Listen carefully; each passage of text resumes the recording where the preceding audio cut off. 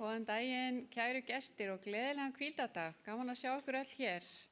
Buenos días y feliz sábado. Me da mucho gusto ver a todos ustedes aquí. Skulum byrja á því að biðja saman. Kæri Faðir, ég þakka þér fyrir þennan fagra dag og ég þakka þér fyrir hvíldardaginn. Ég bið þig að leiða þessa guðþjónustu hér og blessa okkur með þinni nærveru. Í Jesú nafni. Amen. Við skulum syngja núna salnúmer 318 og blessuð sértu bænastund.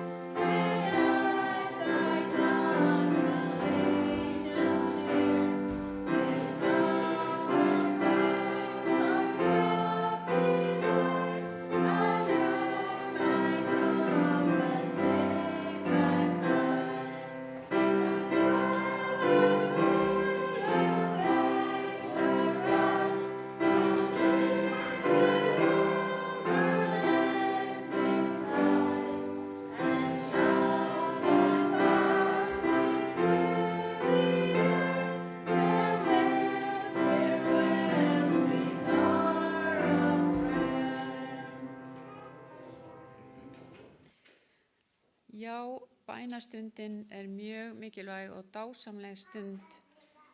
Sí, la oración es maravillosa, una hora bella junto con Dios. Við skulum syngja núna sálminn númer 225, Alfrjáls.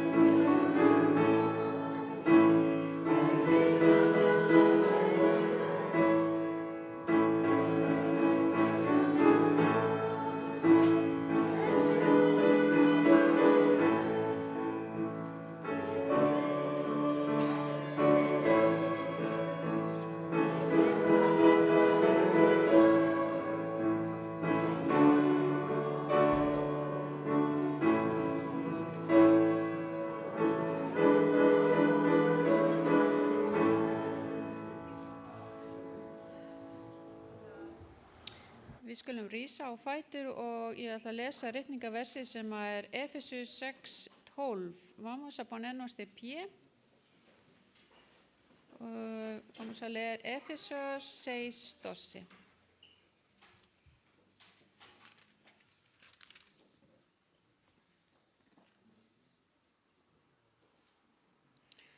Því að baráttan sem við eigum í ekki við menn á holdi og blóði, heldur við tignirnar og völdin, við heimsdrottna þessa myrkurs, við andaverur vonskunar í himingeiminum. Við skulum biðja. Kæri drottinn, við þökkum þér fyrir þennan dag og við þökkum fyrir nærveru þína hér.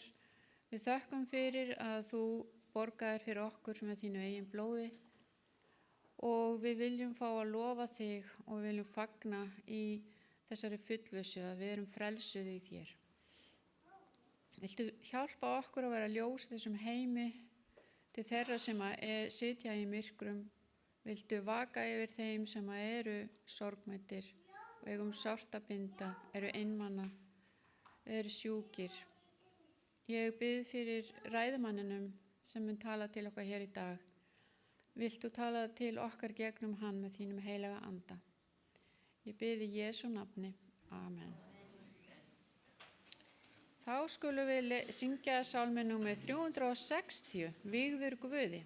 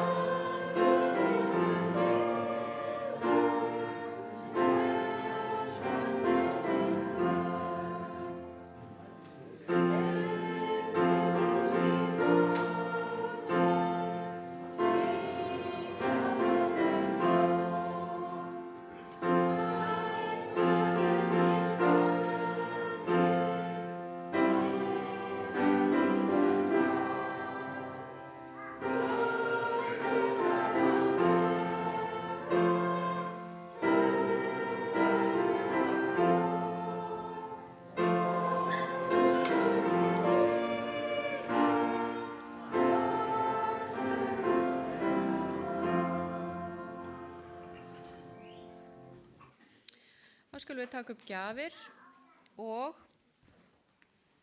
það mun renna í safnaðarsjóð. Vamos a dar la ofrenda para mantener este edificio aquí.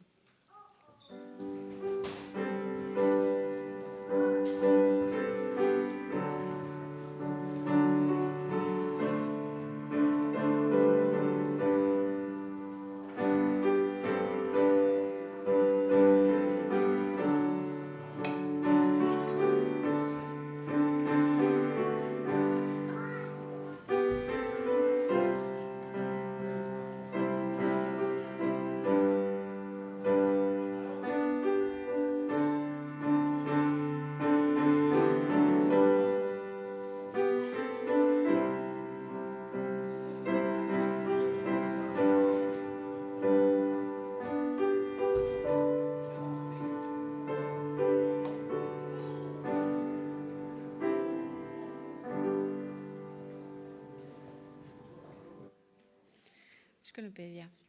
Kæri Faðir, við þökkum fyrir allar þína góðu gjafir.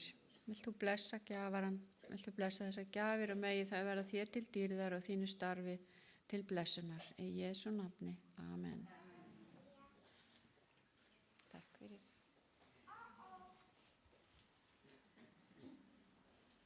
Jæja, krakka, nú komað ykkur, vil ekki koma hérna fram? Niños, vengan bara að staði landi, va a ver una historia para ustedes. Við skulum syngja salmi nummer 179, Jesus hann oss elskar öll.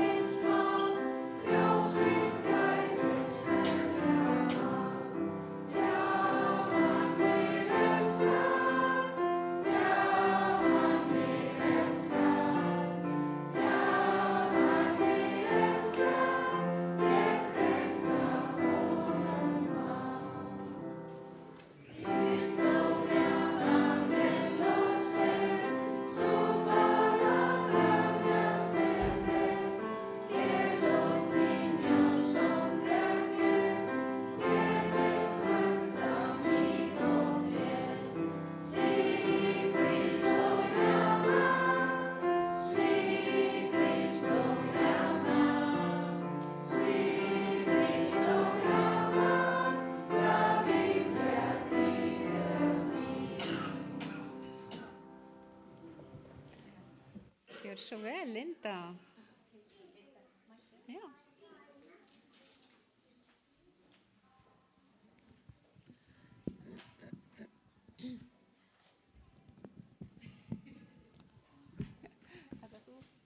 Good morning. Good morning. Góðan daginn. I scared her. Buenos días. Yeah. I want to tell you a story about God's nature.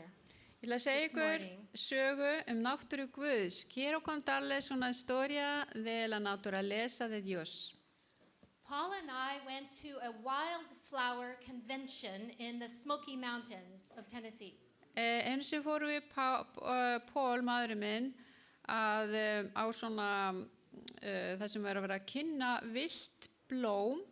Una vez fuimos a una convención donde estaban hablando de flores silvestres.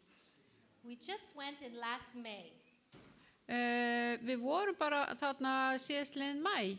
Que fuimos apenas mayo pasado. We had 4 days where we took 2 hikes a day with botanists, people who know all about plants. Við fórum í 4 daga göngu með fólki sem vissi allt plönturnar í náttúrunni. Tomamos unas caminatas por 4 días con gente que sabía todo de las plantas silvestres. I love wildflowers, so I wanted to go. Ég elska svona vilt blóm og mér langaði að fara þarna. Yo amo a las flores silvestres, así que decidí ir. And my grandchildren wanted to go too.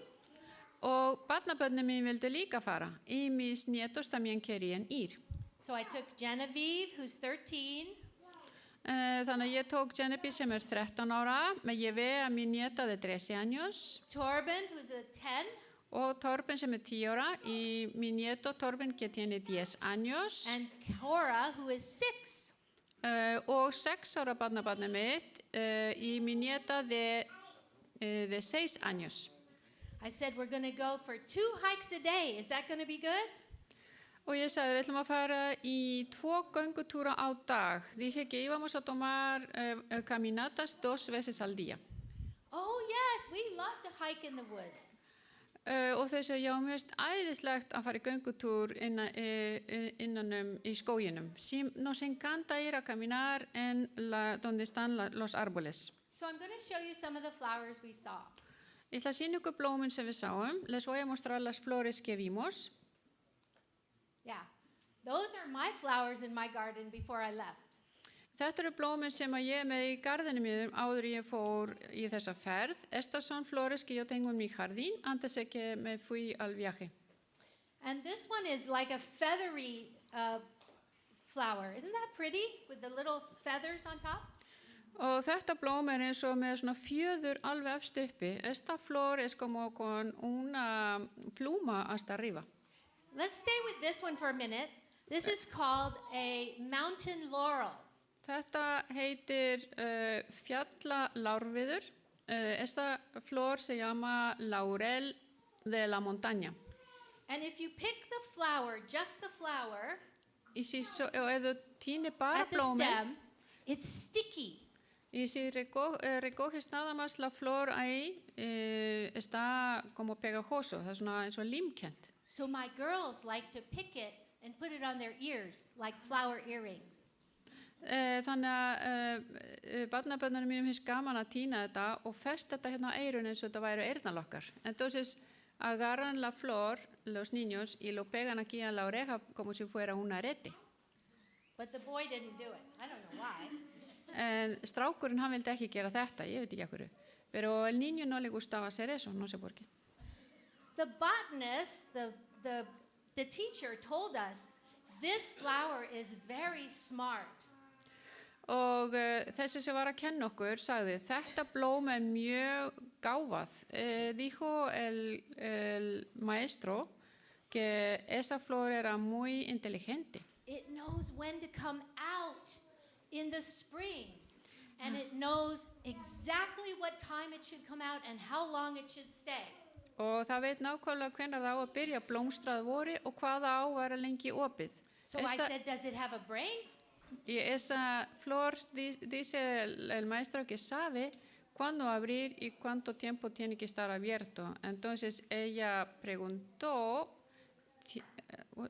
Does it have a brain?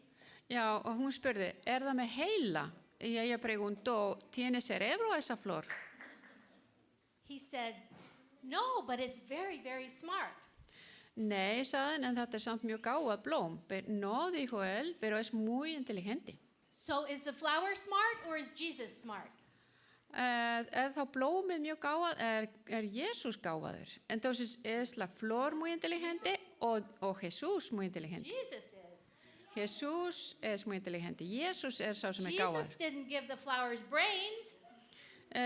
Jesús gaf ekki blóminu heila. Jesús no le dio cerebro a la flor. He gave the flowers to us to enjoy. Hann gaf okkur blómin svo við mættum njóta þeirra. Nos dio las flores para que lo pudiéramos disfrutar. And they do what he says to do. Og þau gera bara það sem hann segir þeim að gera. Y hacen lo que él les dice que hagan. Let's look at some more flowers. Við skulum sjá aðeins fleiri blóm. Vamos a ver más flores. That's a lady's slipper. It looks like a slipper on a lady's foot. See how pink it is? Og þarna sjáu þið blóm sem heitir inniskór, kvenn inniskór, como una chancla de mujer. These are very hard to find in America. We found 3 or 4 of them. Það er erfitt að finna þetta blóm í Bandaríkjunum. Við fundum allavega 3. Es difícil encontrar estos en Estados Unidos. Encontramos como 3. The next flower is a jack in the pulpit. This is a flower that has a little stem sticking out. The old-time pulpits had a instead of just a pulpit like this, they had a piece of wood all the way around, so it was protecting the preacher. Já, And that's what this looks like. já þetta The blóm. next picture is better, Thomas. Þetta blóm heitir ræðupúltið og í gamla daga þá varu Do you see ræðupúltið. this little stem coming out? That's the preacher. So it's Jack in the pulpit. Já, og þetta blóm heitir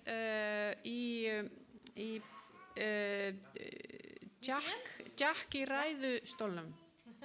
Já, Jack eiginlega ekki nafn á Íslandi, það ættanafn. Nei. Ya, entonces esa flor, como pueden ver, se llama Jacobo en el púlpito, porque en los púlpitos antiguos hay un techo. Pueden ver algo adentro y un techo encima. So a couple more pictures. pictures, I think, Thomas? Yeah, this is a trillium. It has 3 leaves, so that's that's 3 trillium. And then it has a little flower underneath the leaves. Og It's hiding. þarna sjáu þið blóm sem heitir þrenna og það út af því það eru svona 3 lauf og svo blóm undir. Aquí pueden ver una flor que se llama como el trillo, tiene 3 hojas y una flor abajo. I usually only see white flowers, but this time I saw red ones. That was exciting. Venjulega sé ég bara svona hvít blóm, en þarna sá ég rauð, það var mjög gaman. Por lo regular veo flores blancas de ese tipo, pero ahora vimos rojos. This is the dogwood flower. I don't know why it's called dogwood. Þetta blóm sem kallast þá hundaskógur á ensku. Esta flor se llama como bosque del perro. No sé por qué se llama así. And there's another? Is there another? No. Is that it? Okay. So not only did we see flowers, we saw birds, but they were so far away I couldn't get a really good picture of them. Við sáum ekki bara blóm, heldur sáum við fugla, en þeir voru aðeins langt í burtu og ég náði ekki mynda þeim. Vimos también no solo flores, sino también pájaros, pero no logré tomar foto de ellos. We also saw salamanders. We get them out of the creek, and we get our hands all muddy, and Torben really liked that.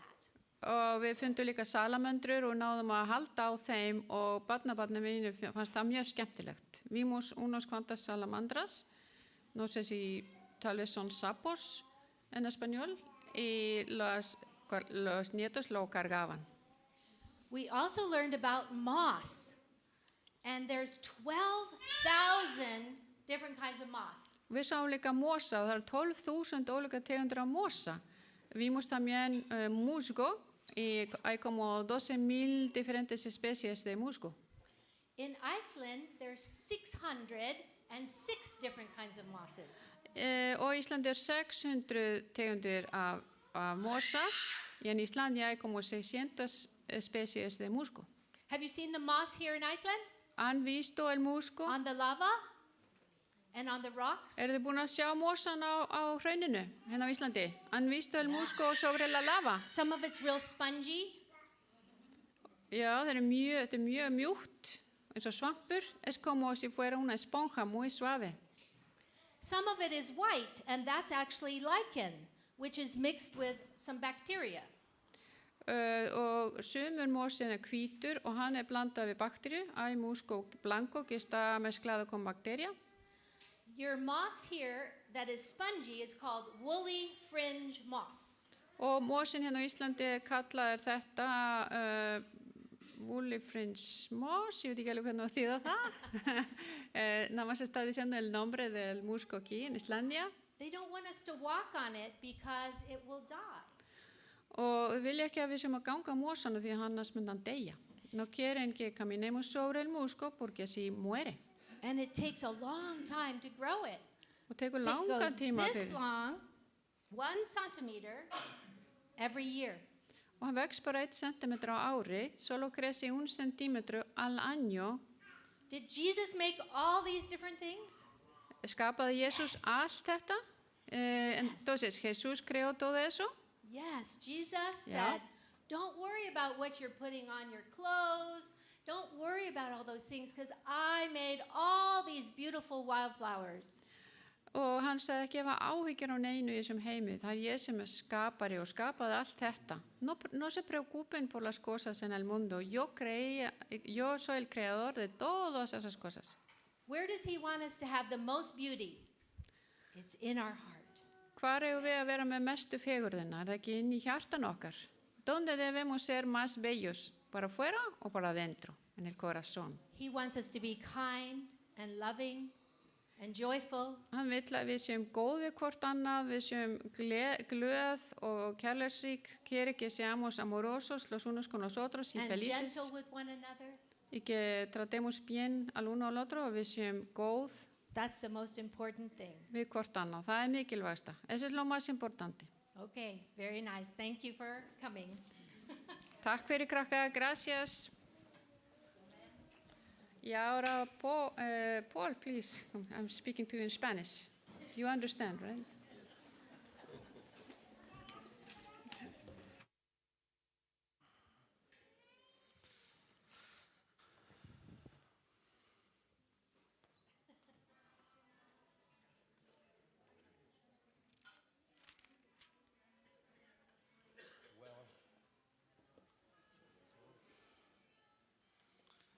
tveir, eittir, já. All right, am I coming through? All right. Well, good morning to each one of you. Góðan daginn til sérkvist ykkar.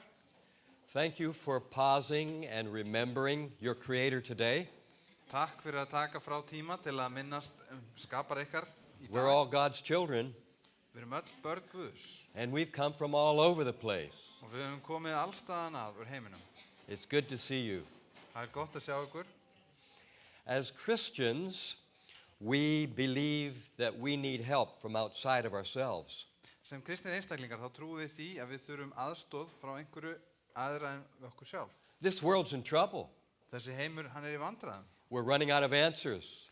Það finnast ekki svör við öllum spurningunum. Our worldview as Christians Heimsýn okkar sem kristnir einstaklingar is that we need God's help and restoration. að við þurfum á Guðs hjálp að halda og hans endur nýjun. I'm glad that we depend on God. Ég glaður að við reiðum okkur á Guð. There are many today who don't believe in a personal, loving God. Það eru margir í dag sem trúa ekki á persónulegan og kærleiksríkan Guð. And many of them would fall into one of three worldviews. Og margir þeirra myndu falla inn í eitt af þessum þremur sínum eða heimsviðhorfi. There's the cynic. Það eru þeir sem eru efasemdar menn. And they believe that we are doomed in our present condition. Og þeir trúa því að við erum bara í vondum málum í okkar núverandi ástandi. Our species is headed toward extinction. Að mannkynið sé bara á leið í útrýmingu. That we will eventually die out Að mannkynið muni deyja út due to climate change, vegna náttúruhamfara eða nuclear hamfara war, hlýnunar, kjarnorkustríðs or the collapse of the sun. eða hreinlega sólin hrynji saman. And then there are the humanists. Síðan eru þeir sem eru humanistar. They hope that collectively we can have enough genius to progress. Þeir vona það og trúa því að við getum saman haft nóga mikla vitneskju til þess að komast lengra. Somehow through politics and education, Einhvern veginn með menntun og með pólitík. we will evolve to a close to perfect civilization. Að það munum við þróast alltaf nær og nær einhvers konar fullkomnu samfélagi. The last of the three that most would understand Og síðan þetta þriðja viðhorf sem kannski flesti myndu mögulega tengja við. and that's called transhumanism. Það einhvað sem heitir svona blanda af mannkyni og einhverju öðru. This may be a new term to you, Það kann að vera þetta hugtak sé nýtt. but they believe that technology, driven by science and medicine, will enhance humanity to the point of escaping our human condition. En þessir aðilar sem trúa á þetta að það vera yfir mannlegur, þeir trúa því að með tækni, með vísindum, með læknafræðinni þá megi bæta mannkynni þannig að við komumst út úr þessum mannlegu aðstæðum sem við sem mannfólk erum í. They believe that science and technology are the stepping stones to a better world. Og þeir trúa því að með vísindi sé hægt að umbylta heiminum og búa til betri nýjan heim. That over time, with enhancements, Og með því að gera betrumbætingar, we will be stronger and more smart and disease-free, að þá hægt og rólega að þá verðum við alltaf sterkari og sterkari og við verðum klárari og við munum líka vera laus við sjúkdóma. they're even anticipating immortality. Og á einhverjum tímapunkti þá trúa því þegar við getum verið ódauðleg. Through the use of technology, they're creating the ideal human. Og með því að nota tækni þá vilja þau búa til hinn dæmigerða bestu útgáfuna af mannkynni. They believe that we're constantly improving. Og þeir trúa því að mannkynni sé sífellt að bæta sig. And the goal of transhumanism is to transcend the limits of our bodies. Og þessi sem að trúa á þetta transhumanism, eða það að segja að fara umfram það sem mannkynið getur, Extend our lifespans þeir vilja meina að þessi vera að lengja lífið and ultimately move toward immortality. og ætla að reyna að ná þessum ódauðleika. Do you know, you've heard of Elon Musk? Hafið þið heyrt Elon Musk? I think he's a transhumanist. Ég held að hann hafi þetta heimsviðhorf og hann búið til ofur mannfólk. These individuals are doing all they can to extend their life and keep healthy. Og þessir einstaklingar gera allt hvað þeir geta gert til þess að lengja líf sitt og vera heilbrigðir.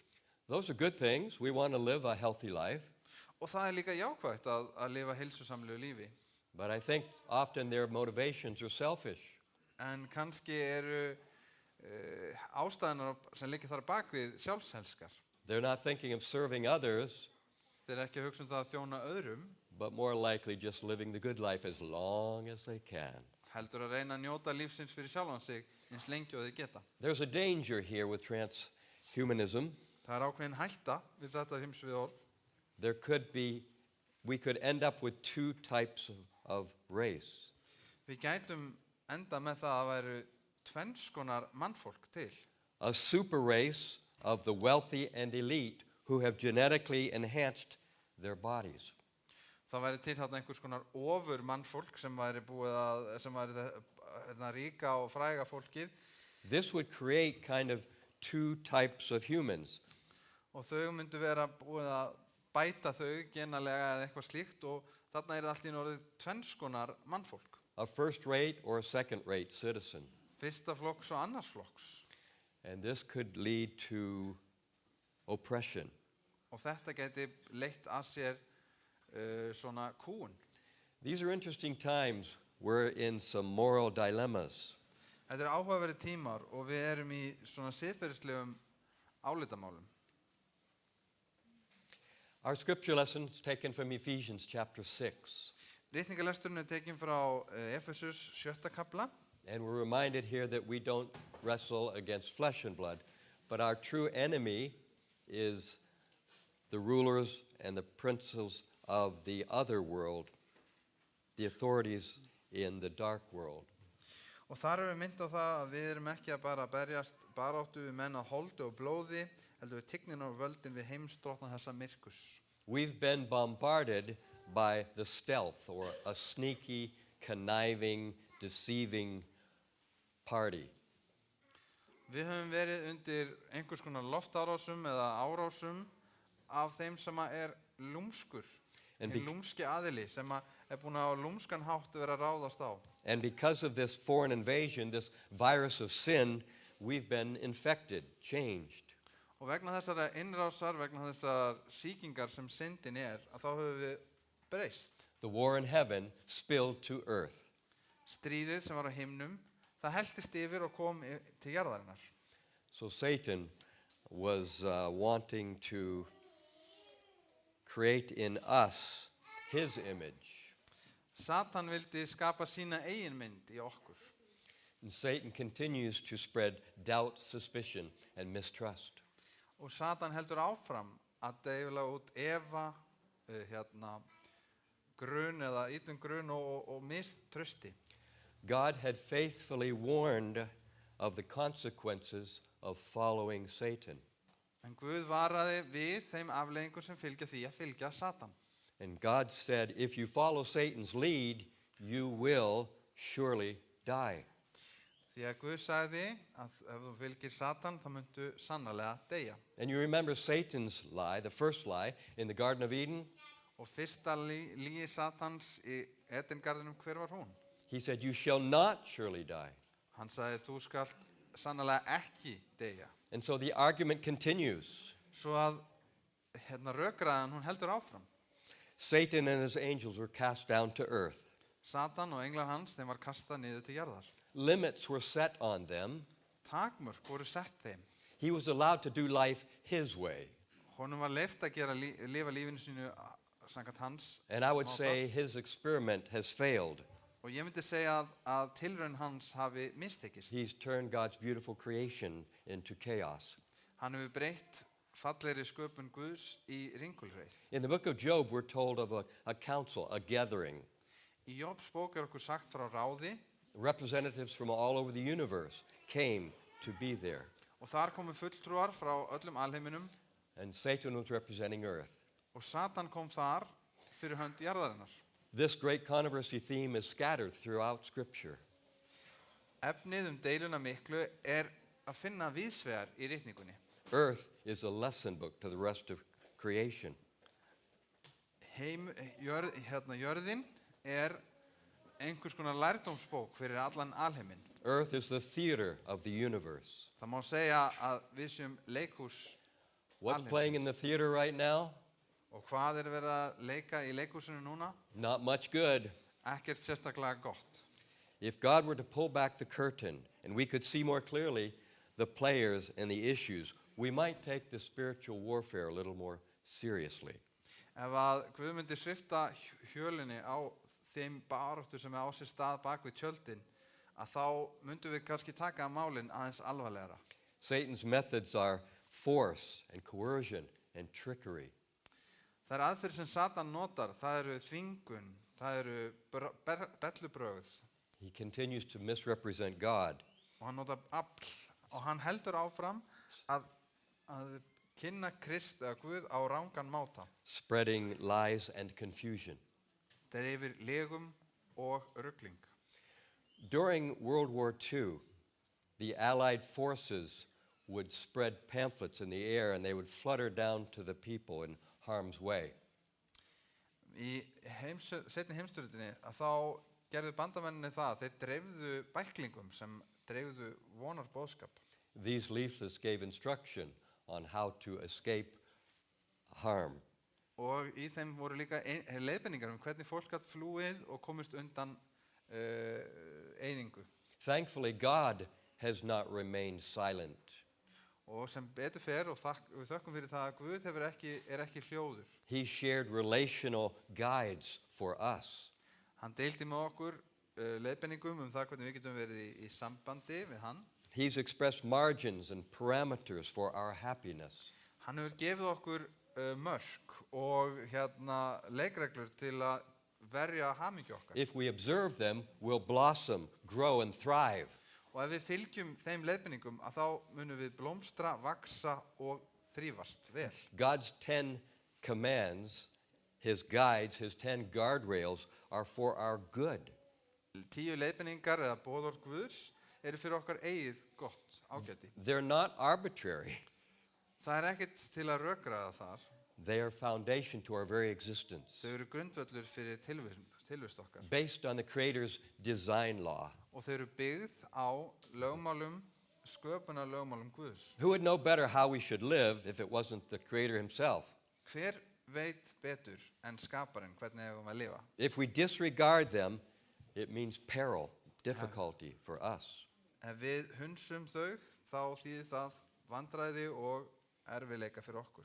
But if we embrace them, En ef við tökum á móti þeim, life is sweet, þá lífið ljúft, as sweet as it can be in a combat zone, eins ljúft og það getur verið á bardagasvæði. a foretaste of a better way. Og þau fáum þá forsmekk af því sem kemur. Again, our scripture lesson, our struggle is not against flesh and blood. We're all human. We're on the same side, really. We should be. Our struggle is against the rulers and authorities, against the powers of this dark world. Og við förum aftur í ritningalestinu okkar, því að baráttan sem við eigum í ekki við menn og holdi og blóði. Og jú, við erum öll menn og mannfólk og við ættum því að vera öll saman í liði. En baráttan sem við eigum í við tigninar og völdin, við heimsdrottna þessa myrkurs. Have you noticed, come October, the growing popularity of Halloween? Hafið þið tekið eftir því að þegar október kemur, hversu hrekkjavakan alltaf að færa þessi í veður? Where I come from, it's becoming a big deal. Og þaðan sem ég kem, þá þetta byrjað að vera svolítið stórt mál. Everywhere we look, there's the reminder of the supernatural. Allstað sem maður kíkir þá sér maður áminningar eitthvað sem yfir náttúrulegt. The tourist attractions, the entertainment sites, business, medical offices, they all take their cues from Halloween. Ferðamannastaðir, spítalar, bara alls konar staðir, verslanir, allir að fá svona merkin og hvað að gera frá Reykjavíkur. Americans will spend $10 billion annually on Halloween. Og Bandaríkjamenn eyða 10 milljörðum fyrir 10 milljörðum bandaríkjadallara á hverju ári. It's the nation's second largest commercial holiday. Þetta næst stærsti svona verslunar frídagur. It's moving up in the charts. Og það fer alltaf hærra og hærra. Do you suppose it might eclipse Christmas someday? Gæti verið jafnvel að það komist fram yfir jólin á einhverjum tímapunkti. The whole world is reveling in the dark side. Allur heimurinn að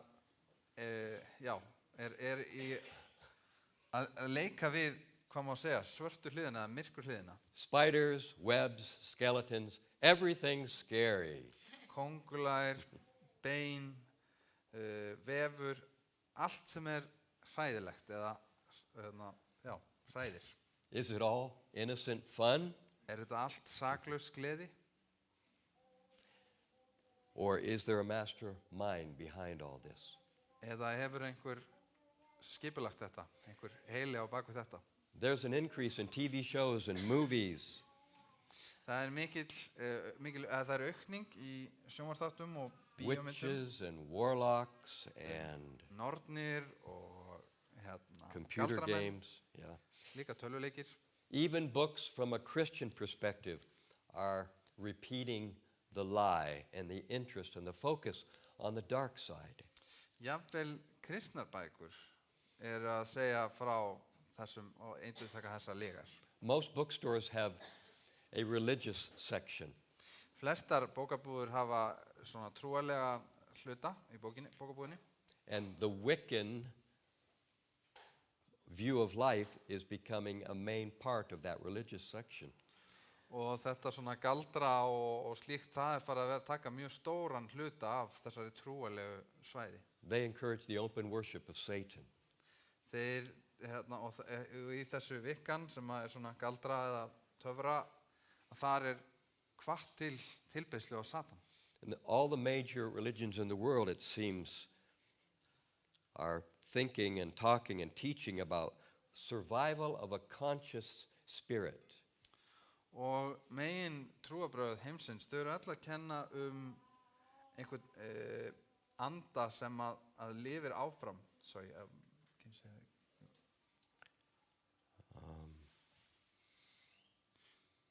Já, einhvern ódöðlegan anda.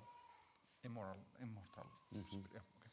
It's astounding how prevalent this view has become. Það alveg ótrúlegt hversu viðtækt og hversu viðtekin þetta viðhorf. Satan's lie that we will not die. Lygi Satan sem segir að við munum sannarlega ekki deyja. It's been peddled and passed on and believed by humanity through all time and in all places. Það búið að vera að dreifa þessu og búið að vera að kenna fólki þetta gegnum allt mannkynið. The immortality of the soul is Satan's attempt at deceiving the world and believing that we don't need God. Satan notar ódauðleika eða kenninguna ódauðleika sálarinnar til þess að reyna að plata heiminn að trúa því að hann þurfi ekki á Guð að halda. Satan suggests that we don't really die, we just move on to a higher state of existence. Satan hann stingur því að okkur að við deyjum ekki heldur við förum bara á æðra stig tilveru. But Scripture, on the other hand, shares a different picture. En ritningin hún segir allt annað. The Bible is united and clear, except for a few texts that can be confusing if they're not informed with the entire Scriptures. Biblían mjög skýr og hún mjög heilstæð í þessu, en það eru bara örfáir textar sem gæta ruglað, en ef maður les það í heildarsamhenginu, þá það skýrt. With the time remaining, I'd like to look at one of our 28 fundamental beliefs. Only one of the 28 fundamental beliefs. Með tímann sem eftir þá langar við til að kíkja af 1 af 28 grunnkennisetningum 7. sæðandista. We call them foundational Og þetta eru grunnkennisetningar because they're very important. af því þær eru mjög mikilvægar. I appreciate the collection of beliefs that comprise the core teachings of the Seventh-day Adventist Church. Ég þakklátur fyrir það að sé búið að taka saman megin kenningar og trúarsetningar adventista. They help us explain and articulate our Christian worldview.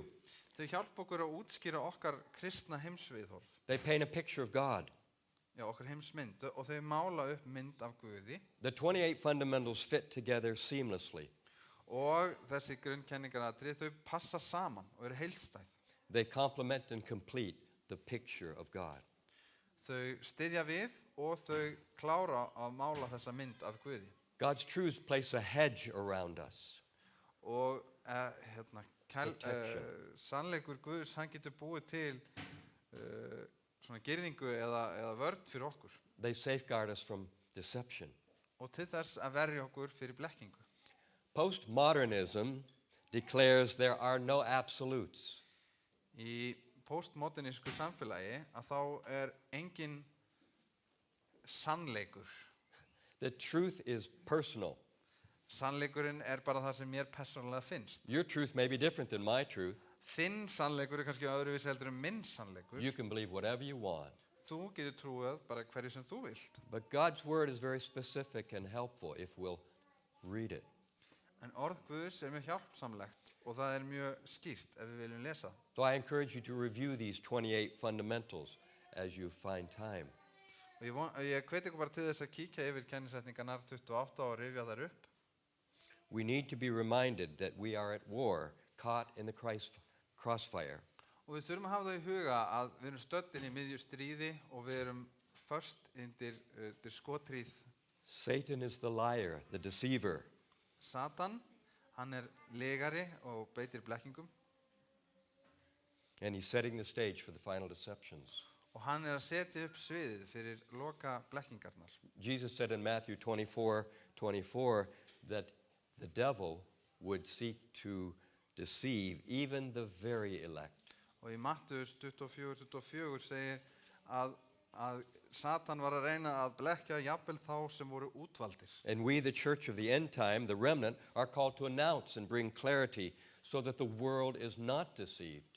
Og við sem kirkja Guðs á tímum, sem leifarnar kölluð til þess að láta fólk vita af og gefa fólk skýr skilaboð. Fundamental number 26 is the kindest, gentlest way to explain what happens when someone dies. Kennisetning adventista númer 26 fallegasta og mildasta leið til að útskýra fyrir fólki hvað gerist þegar einhver deyr. I'll read it. Ég ætla að lesa það. The wages of sin is death, Laun syndarinnar dauði, but God alone has immortality en Guð einn hefur ódauðleikan. and will grant eternal life to his redeemed. Og hann mun veita eilíft líf til þeim sem hann hefur frelsað. Until that day, death is an unconscious sleep. Þar til þess dags dauðinn svefn án meðvitunar. But when Christ appears, who is our life, En þegar Kristur sem líf okkar kemur, the resurrected righteous and the living righteous will be glorified. munu hinir réttlátu sem hafa verið reistir við til lífs og hinir lifandi réttlátu verða And be caught up dýrlegir to be with the Lord in the air. og munu mæta drottni þeirra í loftinu. The second resurrection, the Se- resurrection of the unrighteous, Hinn seinni upprisa hinna óréttlátu, will take place 1,000 years later. mun eiga sér stað 1000 árum seinna. End quote. Þar endar. It's short, concise, and well crafted. Þetta stutt og skilmerkilegt. What happens when vel one skrifað. dies? Hvað gerist þegar einhver deyr? Does it really matter getting this one right? Skiptir það einhverju máli að vera með þetta alveg á hreinu? Well, it's not a salvation issue.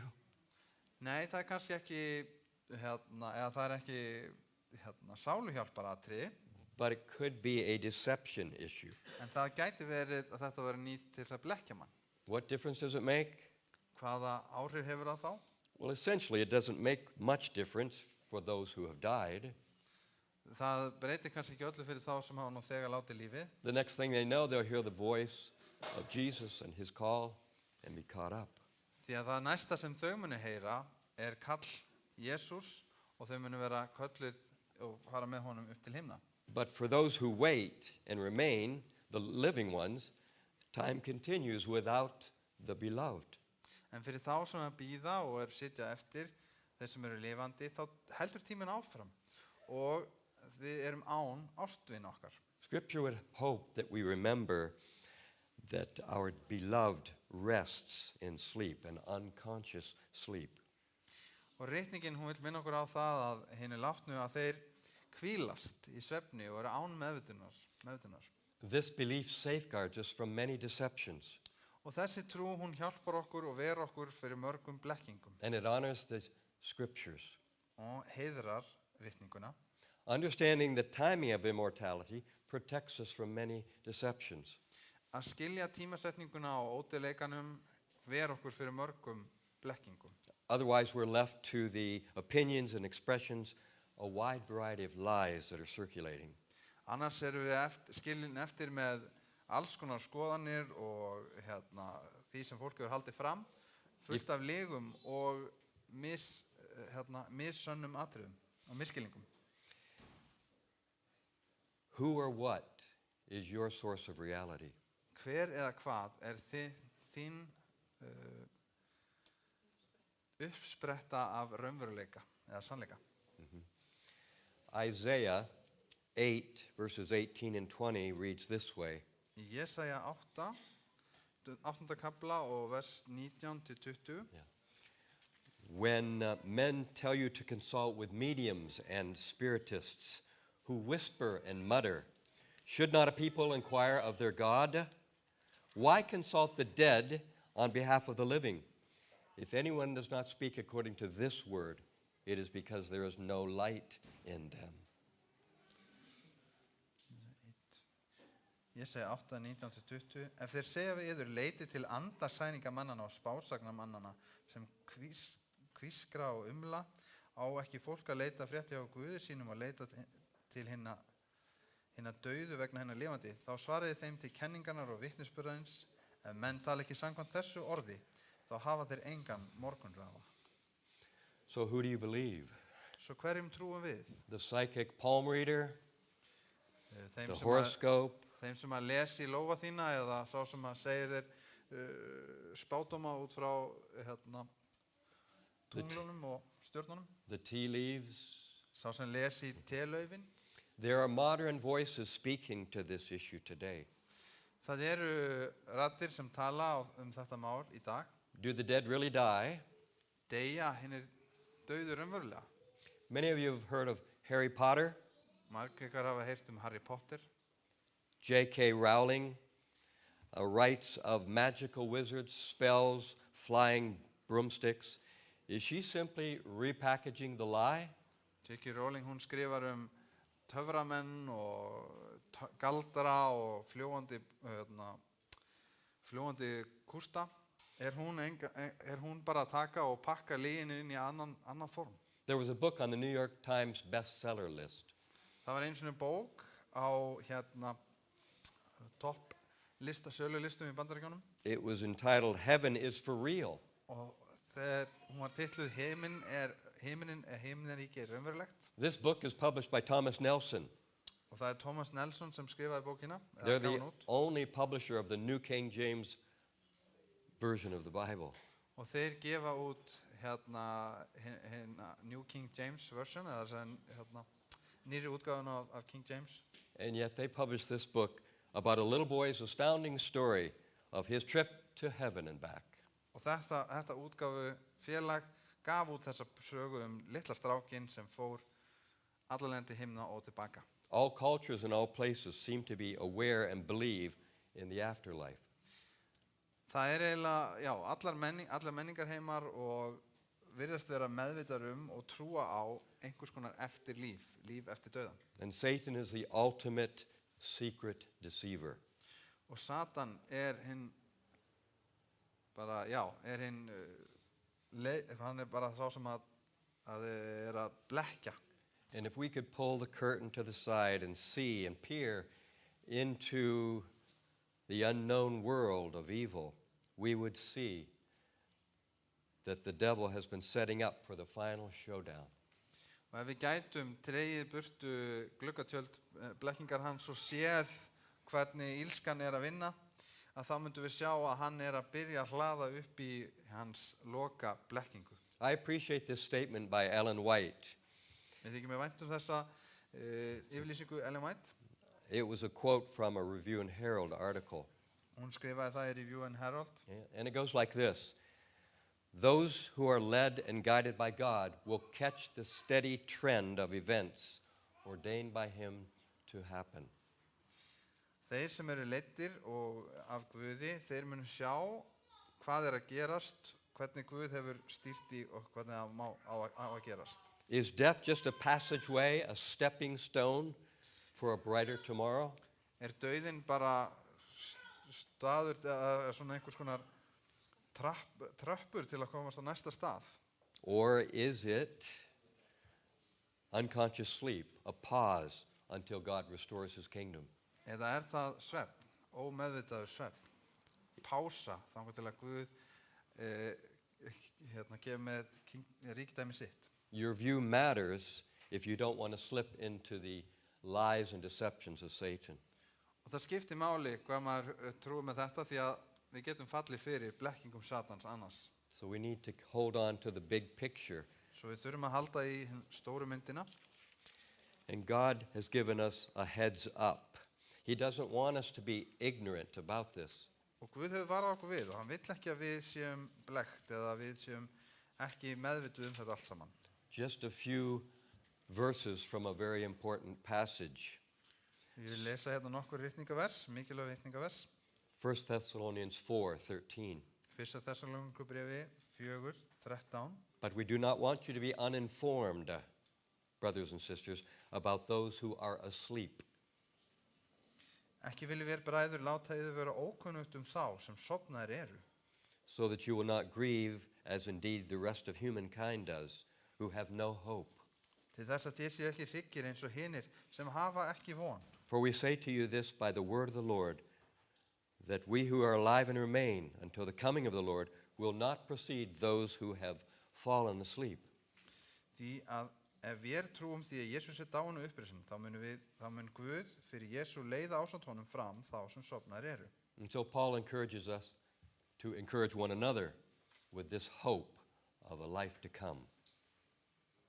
Já, I'm sorry, you skipped over to the 15. I read the wrong verse then, sorry. Ég lesi hérna, því að það segjum við yður og það orð drottins að við sem verðum eftir á lífi, við komum drottins, munum alls ekki fyrri verða en hinir sofnuði. We hear a lot about drones. Við heyrum ýmislegt flygildi, dróna. They're used for many things. Þeir eru notaðir í margs konar hluti. They started out being used for surveillance and spying. Upphaflega voru þeir notaðir fyrir eftirlit og að njósna. And Satan has been spying on us for many, many years, humankind.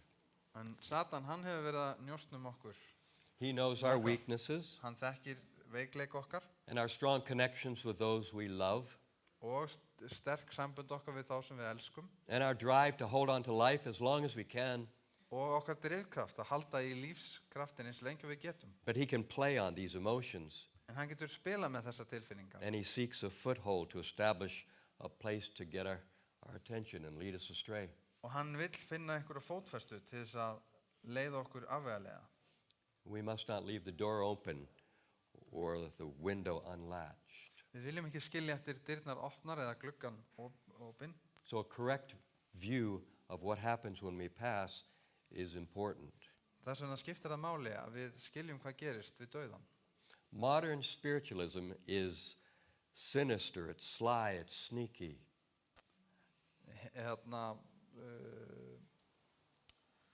Spiritualismi í dag andatrú. Já, andatrú í dag hún lúmsk. It involves the first lie, Og you það- shall not die. Og hún endurtekur þessa fyrstu lygi, þú skalt sannarlega ekki deyja. Make no mistake, death is an enemy, Gerið engin mistök, dauðinn óvinur. not a blissful relief from the prison of the body. Ekki einhvers konar lausn frá líkamannum. Revelation 14:13 says, "Blessed are the dead who die in the Lord." Í Opinberubókinni 14:13 segir, blessaður þeir sem deyja í drottni. There are conditions when death is a blessing. Og það getur verið að dauðinn sé blessun.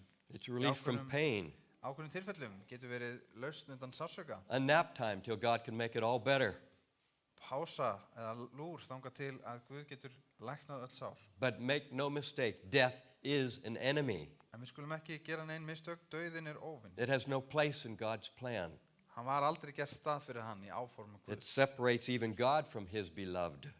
Það fjarlægir jafnvel Guð frá þeim heittelskuð, hans heittelskuð. But just for a brief interlude, En bara í skammastund. the Father and Son experienced separation at the crucifixion. Faðirinn og sonurinn þeir upplöfu þessa 1 Corinthians 15, aðskilnað við krossfestinguna. the last enemy that will be abolished is death. Í 1. Korinthubréfi stendur að hinn síðasti óvinnur sem sigraður verður dauðinn. Why does all this matter? Hvers vegna skiptir þetta allt okkur máli? A truthful understanding of death as a sleep. Why Fa- does that matter? Hvers vegna skiptir okkur máli að hafa þann réttan skilning að dauðinn sé svefn? It protects us from the delusions of the last days. Þetta ver okkur fyrir blekkingum. He wants us to take our cues from Him, God, not the opposition, Guð not vill- Satan, the liar and deceiver. Guð vill að við fylgjum honum en ekki að við séum að fylgja óvinnunum, Satan. The resurrection is a central, glorious truth taught by Scripture. Upprissan dýrlegur sannleikur sem bara í miðjupunktur ritningarinnar. Resurrection is rising from the dead. Upprissan upprisa frá dauðum. Yes, the dead will experience an unconscious state, Já, hinnir látnu munu upplifa meðvitund aftur, but afterwards, the conscious state, en after the resurrection, það eftir upprisuna sem það gerist. when immortality is bestowed. Og það eingöngu þá sem að ódauðleikin gefin, veittur. I had a teacher, a friend at Southern Adventist University. Ég átti með kennara og vin á Southern skólanum í Bandaríkjunum. He was a professor in the School of Religion. His name was Jack Blanco. Jack Blanco heitir hann og hann prófessor í Guðsfræðdeildinni. And he gave the illustration of a train. Og hann var að lýsa þessu með því að taka dæmi lest.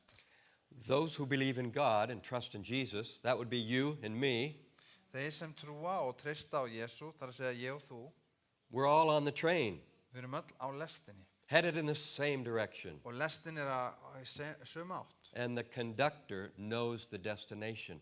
Og lestastjórinn hann veit hvert við erum að fara. Some of us are in the observation car. Sumir eru í útsýnisvagninum, Some of us are in the sleeper car. en sumir eru í svefnvagninum.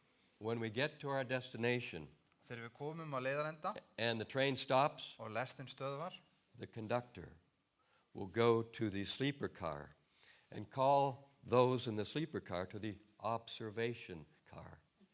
og þegar við komum þá fyrir lestastjórinn inn í svefnvagnin og kalla þá sem eru þar yfir í skoðunarvagnin eða útsýnisvagnin. And we'll all get off the train together. Og við förum öll úr lestinni á sama tíma. Embracing this simple truth Að taka á móti þessum einfalda sannleika safeguards us from deception. ver okkur frá mörgum blekkingum. We look forward to that day, Við hlökkum til þessa dags and I look forward to seeing each of you there on that special day. og ég hlakka til að sjá sért hvert ykkar á þessum sérstaka degi.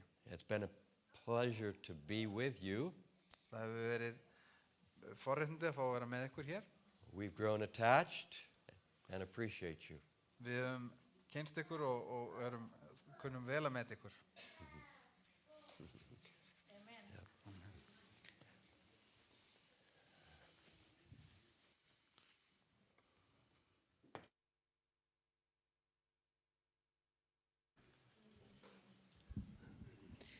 Já, takk fyrir þetta, Paul. Thank you very much, Paul. Nú skulum við syngja síðasta sálmin okkar. Það er sálmin númer 362, Dýrmæta vissa.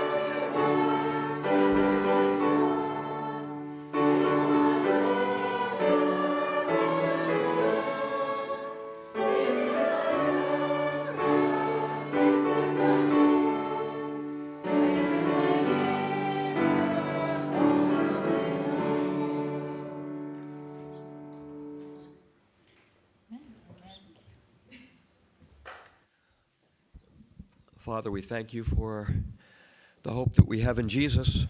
We're glad to be your followers. Faðir, við þökkum þér fyrir þá vön sem við höfum í Jesú. We look forward to the day when you'll return Og við horfum með tilökun til dagsins þegar þú kemur tilbaka and gather all your children back home. og tekur öll börn þín saman. Keep us growing in grace Hjálpa okkur að vaksa í náð. until that special day, we ask in Jesus' name. Þar þess dags í Jesú nafni. Amen.